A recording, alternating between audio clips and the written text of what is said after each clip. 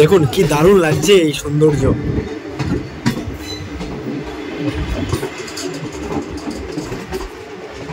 যাদের বয়স বেশি বুজুর্গ লোক ওদের তো অনেক অসুবিধা। একদম একদম, ওনারা বাইরে নেমেও খাবার নিতে পারছে না, কারণ সময় অল্প দাঁড়াচ্ছে কম। আমাদের এই ভ্রমণের সব থেকে বড় টানেল নাম্বার 9। দেখুন কি দারুণ লাগছে এই জায়গাটা।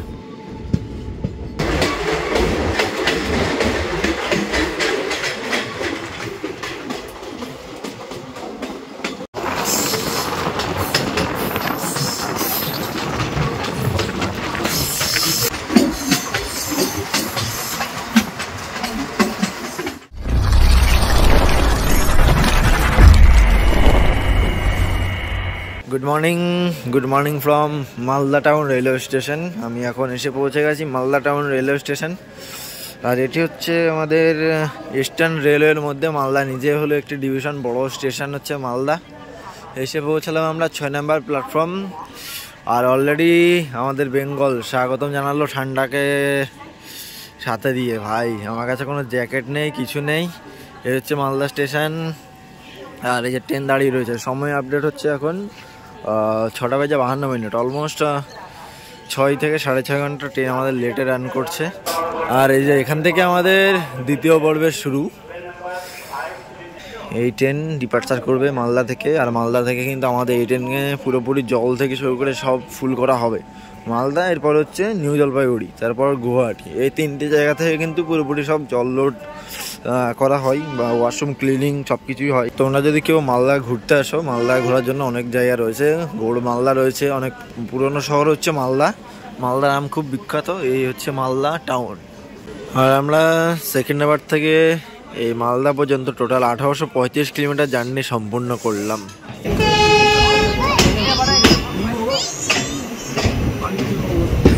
সামনে থেকে আসছে 15710 মালদা ইন্টারসিটি এক্সপ্রেস।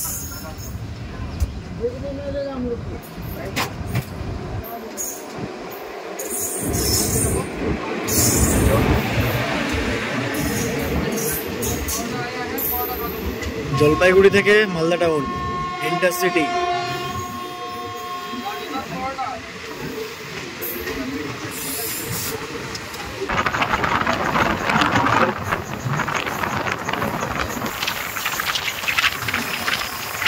সামনে থেকে আসে 13174 সাবরুম থেকে শিয়ালদহ কাঞ্চনজঙ্ঘা এক্সপ্রেস, পুরো আইসিএফ কোচকে সাথে নিয়ে।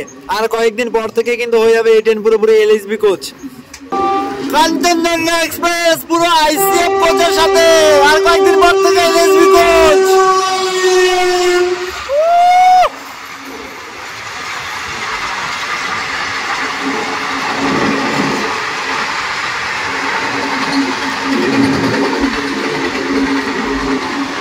Welcome to Kishanganj.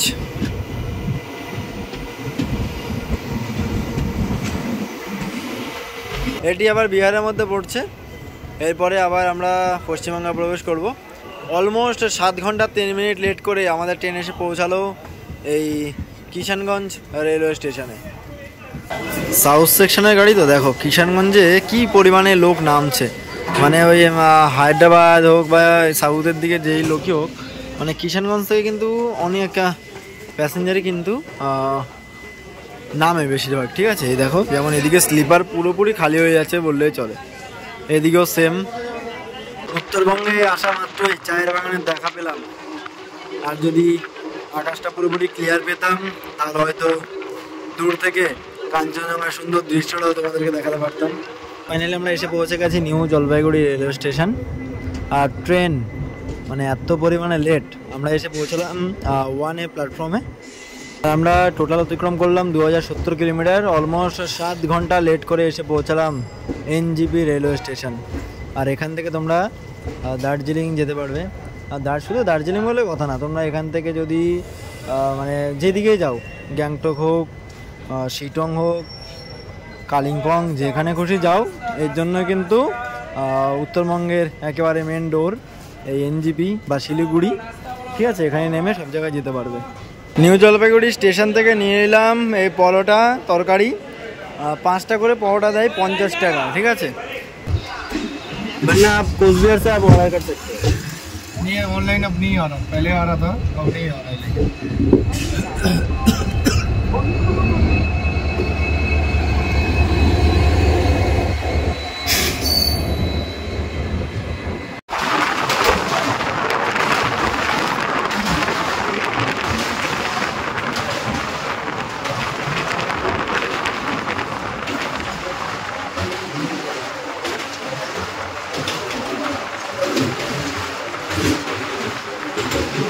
এই নদী এখন এরকম, আর কিছুদিন আগে কিন্তু পুরোপুরি উত্তাল হয়েছিল।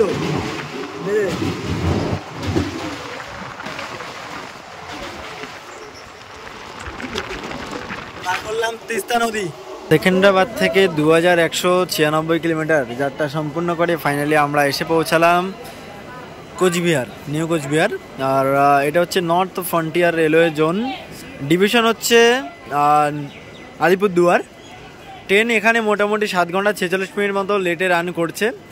রাজা নৃপেন্দ্র নারায়ণের সেই কোচবিহার শহর, এখানে রয়েছে কোচবিহার রাজবাড়ি। এখান থেকে আপনারা চাইলে খুব সুন্দরভাবে ডুয়ার্স ভ্রমণ করতে পারেন, এর ঠিক কাছেই রয়েছে। এছাড়াও বক্সার জঙ্গল ভ্রমণের জন্য কিন্তু এই কোচবিহার নামতে পারেন। এই কোচবিহার নিয়ে আমাদের ভিডিও রয়েছে চ্যানেলে। নিউ আলিপুরদুয়ার ছাড়ার পর এত সুন্দর একটি কার্ভ দেখতে পাচ্ছি, বেশ দারুণ লাগছে দেখতে। আর সামনে ডিজেল ইঞ্জিনের লোকোমোটিভ ভাই, আর সামনে থেকে এখনই আসবে ডিব্রুগড় থেকে কন্যাকুমারী বিবেক সুপারফাস্ট এক্সপ্রেস, যেটি হচ্ছে আমাদের ভারতের সব থেকে লং ডিস্টেন্স ট্রেন। আর এই ট্রেনেও খুব শীঘ্রই পুরো এন্ড টু এন্ড একটা জার্নি আমরা করব, আপনাদের মাঝে তুলে ধরবো সেটি। আর এর আগে আমি জেনারেলে ট্রাভেল করেছিলাম এই ডিব্রুগড় সুপারফাস্ট এক্সপ্রেস।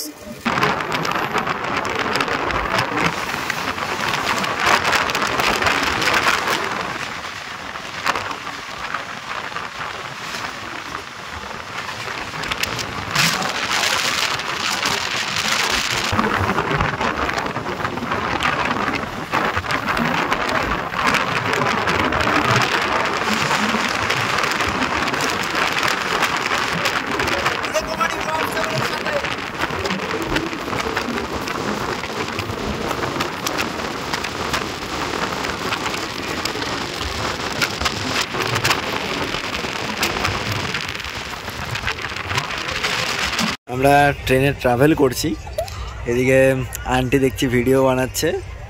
আর হ্যালো, ভালো? হ্যাঁ, এই মানে দর্শক তো অবশ্যই ভালোই আছে। আর এদিকে আমাদের ভ্রমণ চলছে, ঠিক আছে। সবাই মোটামুটি গল্প করতে করতে সময় আমাদের এভাবেই যাচ্ছে। দাদা তো ঘুমাচ্ছে, ঠিক আছে। এভাবে আমাদের জার্নি চলছে মোটামুটি একেবারে সেকেন্দ্রাবাদ থেকে। আর তোমাদের তো ডেস্টিনেশন হচ্ছে নেক্সট আর কিছু সময়, আমার তো একেবারে এন্ড আগরতলা। ব্যাস এভাবে চলছে। এদিকে আন্টি কিন্তু খুব সুন্দর রিলস বানাচ্ছে, ঠিক আছে। সামনে থেকে ছুটে আসছে ট্রেন নাম্বার 12345 সরাইঘাট এক্সপ্রেস।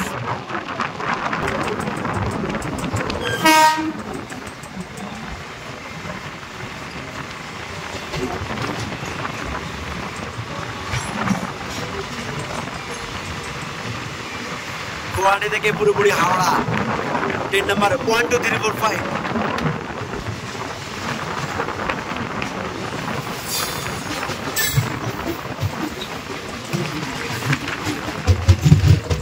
সামনে থেকে আসছে 12505 নর্থ ইস্ট এক্সপ্রেস।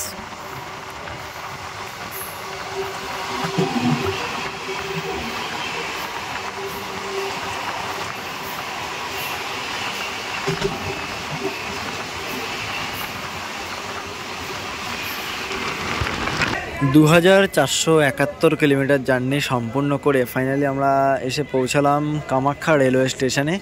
আর আমাদের ট্রেন অলমোস্ট 8.5 ঘন্টারও বেশি সময় লেটে রান করছে। এখান থেকে কামাখ্যা টেম্পেলের ডিস্টেন্স হচ্ছে মাত্র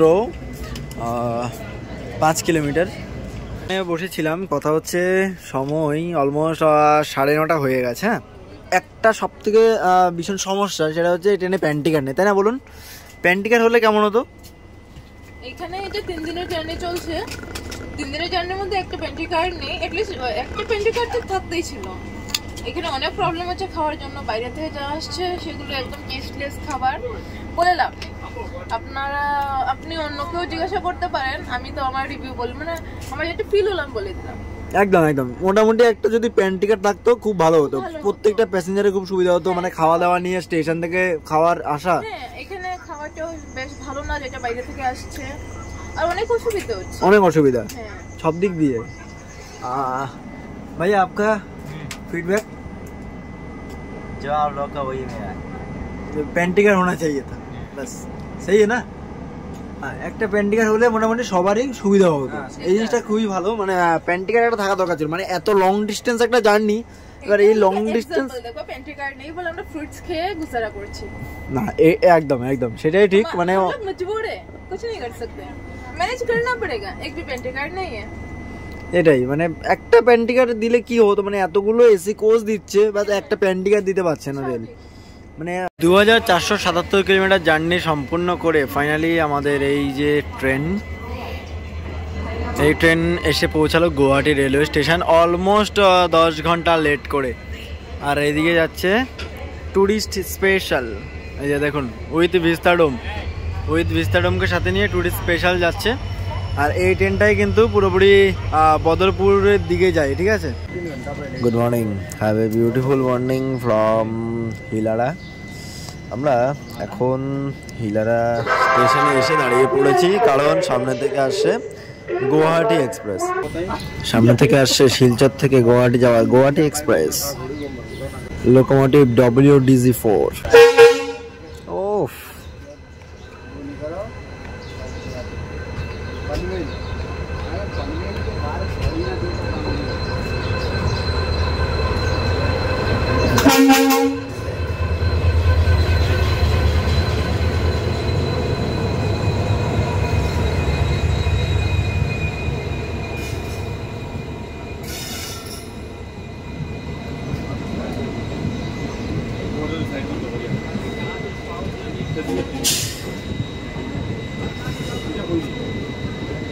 সেই পুরনো কোচ।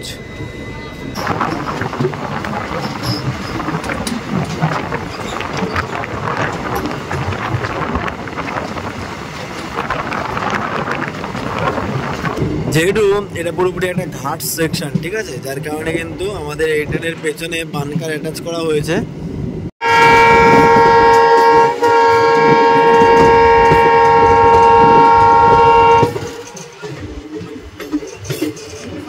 দেখুন কি দারুণ লাগছে এই সৌন্দর্য।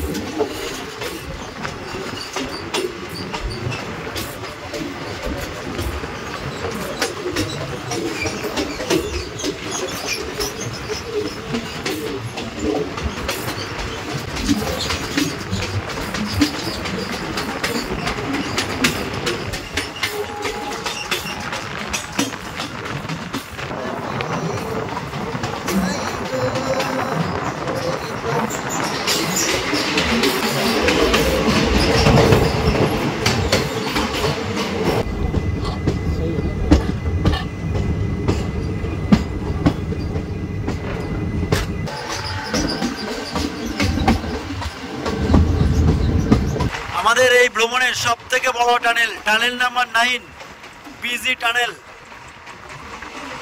3235 মিটার লম্বা। এই 9 নম্বর টানেলটা আমরা অতিক্রম করে এখন এসে পৌঁছালাম নিউ হাফলং।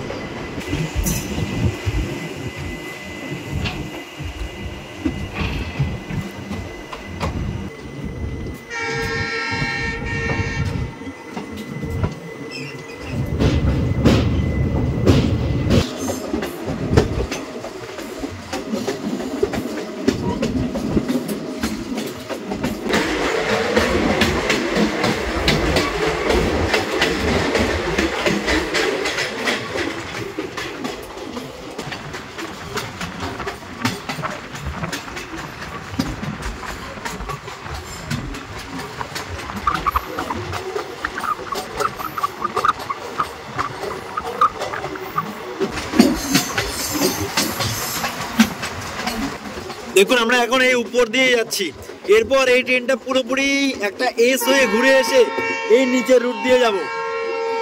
দেখুন কি দারুণ লাগছে এই জায়গাটা, সৌন্দর্যটা দেখুন। এই জন্যই আপনাদেরকে বলছি, যদি কখনো ভ্রমণে আসেন অন্তত এই জায়গাটা দিনের বেলা দেখে পার করবেন, তাহলে এই সৌন্দর্যটা মনে রাখার মতো।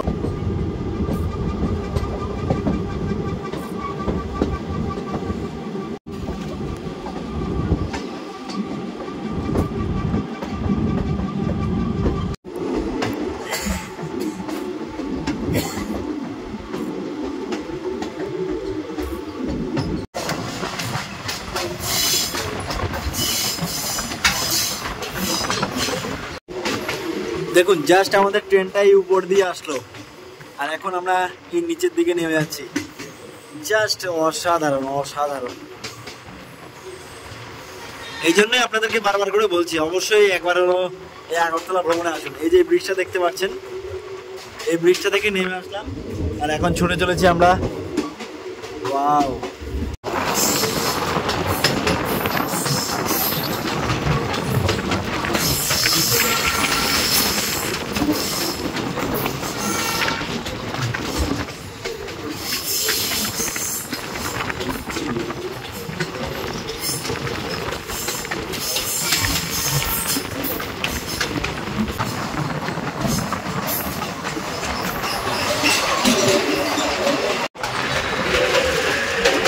এই হচ্ছে সেই বরাক নদী, মানে আসামের বরাক উপত্যকার বরাক নদী পার করছি এখন আমরা।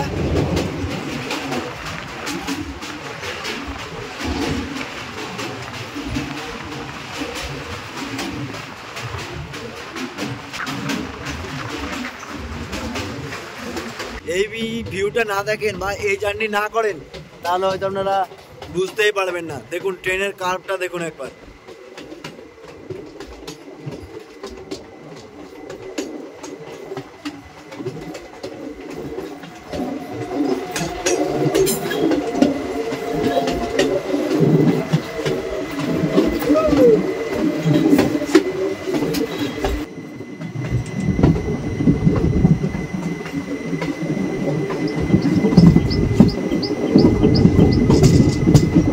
হাজার 817 কিলোমিটার যাত্রা সম্পন্ন করে ফাইনালি আমরা এসে পৌঁছে গেছি লামডিং ডিভিশনের বদরপুর রেলওয়ে জংশনে। আর এটা কিন্তু হচ্ছে পুরোপুরি নর্থ ইস্ট ফ্রন্টিয়ার রেলওয়ে জোনের মধ্যেই পড়ছে।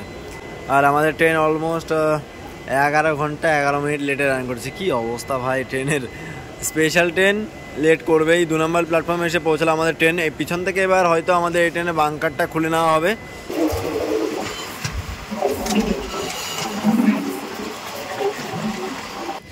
এই যে আমাদের ট্রেনটা দাঁড়িয়ে গেছে, কারণ সামনে থেকে আসছে 12520 আগরতলা থেকে মুম্বাইয়ের পথে Mumbai AC superfast express LTT Mumbai. ঝড়ের গতিবেগে বেরিয়ে যাবে দেখুন।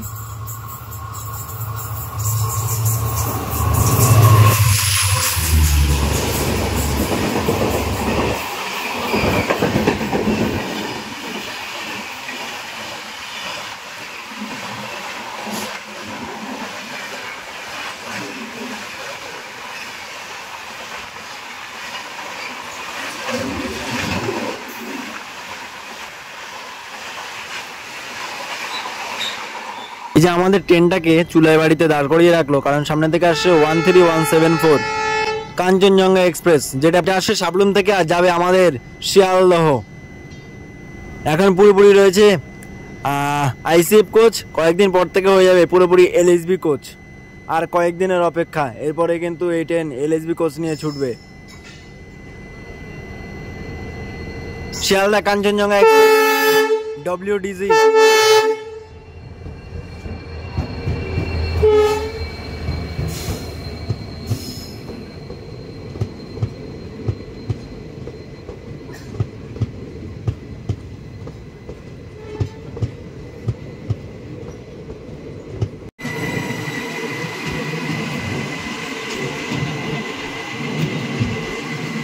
হাজার 899 কিলোমিটার যাত্রা সম্পন্ন করলাম, আর আমরা এসে পৌঁছালাম ধর্মনগর।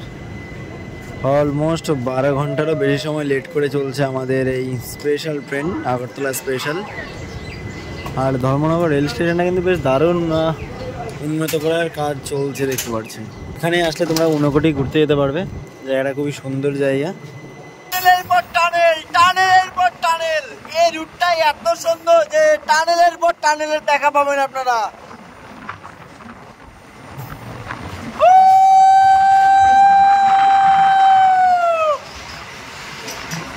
এসে পৌঁছালাম আমবাসা, আর এর পরের স্টপেজ হচ্ছে আমাদের আগরতলা, তাই তো?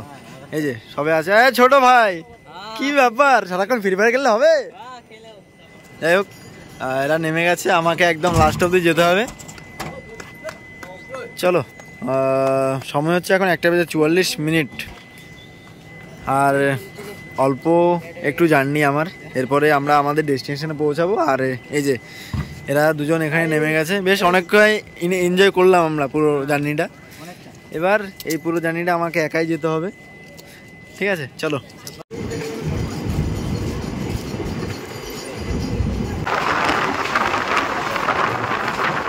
আবার থেকে 3038 কিলোমিটার যাত্রা সম্পূর্ণ করে ফাইনালি আমরা এসে পৌঁছে গেছি আগরতলা। এই সেই আগরতলা, আর এখানে এসে আমাদের যাত্রা সম্পূর্ণ হলো। ট্রেন আসার কথা ছিল সকালবেলা 3টের সময়, ট্রেন আসলো বিকেল 3টের সময়। অলমোস্ট 12 ঘন্টা লেট করে ট্রেন এসে পৌঁছালো। আর আমাদের এই ভিডিওটি এখানে শেষ করলাম। কেমন লাগলো সেটা অবশ্যই জানাবে। এ হচ্ছে আগরতলা রেলওয়ে স্টেশন।